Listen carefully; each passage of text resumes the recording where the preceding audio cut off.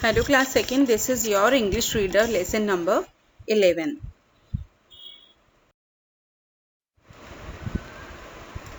As you can see, this is your English reader book. Open it. Now, as you can see on your screens, your lesson number 11 is the greedy dog, यानी एक लालची कुत्ता. Once upon a time, there lived a dog. एक बार की बात है.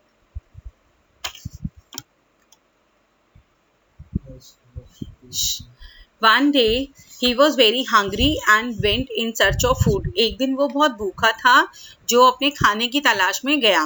To his delight, the dog found a juicy बॉन उसको दिखाई दी. तो डॉग ने क्या किया, हैप्पीली उस बॉन को जल्दी से उठाया, उस हड्डी को, और अपने घर की तरफ निकल गया.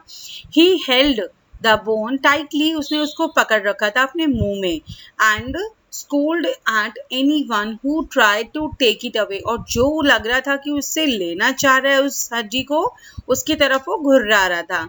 ऑन हिज वे, अपने घर की तरफ रास्ते पे जाते हुए उसको एक ब्रिज भी क्रॉस करना है. आपको स्क्रीन पे दिखाई दे रहा है जैसे नदी को पार करने के लिए ये पुल बनाया है, उसे ब्रिज बोलते हैं.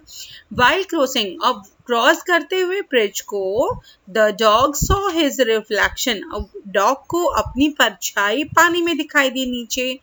तो क्या हुआ उससे, फूलिश डॉग, इतना मूर्ख था डॉग, फूलिश इसने हरकत करी. क्या सोचा उसने कि पानी में कोई और डॉग है जो इसकी तरफ देख के और इससे उसकी हड्डी लेने की कोशिश कर रहा है. ठीक है, the greedy dog wanted to have that bone too, और इस ग्रीडी डॉग ने सोचा कि ये दूसरा डॉग है वो मेरे से हड्डी को छीन रहा है और मैं इस हड्डी को किसी भी कीमत पर किसी और को नहीं दूंगा.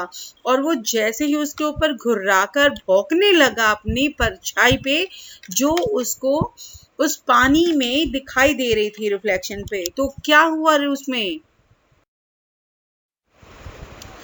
आई will get that bone too, और ये ऐसा सोचकर उसने जैसे ही अपना भौंकने के लिए अपने दांतों को खोल दिया उसने, और अचानक उसके मुंह में से वो हड्डी निकल कर कहाँ गिर गई, उस नदी में नीचे गिर गई.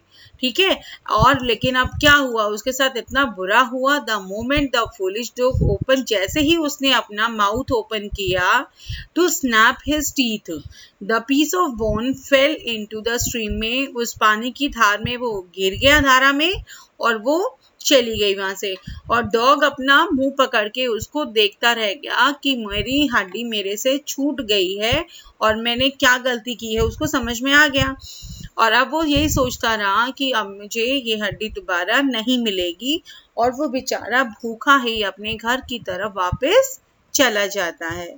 ठीक है, इसका मतलब क्या हुआ, अगर वो लालच नहीं करता, थोड़ा सा अपने अक्ल का यूज करता, अपने दिमाग का, तो उसे पता लग जाता ना कि वो उसी की परछाई है, कोई और डॉग नहीं था वो. ठीक है, हाँ. अब आपके देखिए नीचे आपके न्यू वर्ड्स हैं या आपके वर्ड मीनिंग्स हैं, आप इसको नोट करेंगे अपनी नोटबुक्स में और लर्न भी करना है. ओके क्लास, नाउ ये आपका रीडिंग कम्प्रीहेंशन पार्ट है. आपके 3 आंसर्स हैं यहाँ, आप इसे कंप्लीट करेंगे. Okay,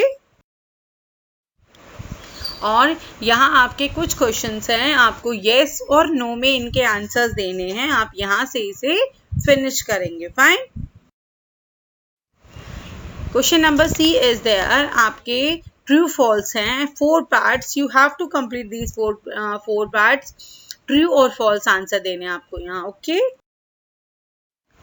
now question number D, आपके सामने 3 पार्ट्स हैं, आप इसको यहाँ से कंप्लीट करेंगे.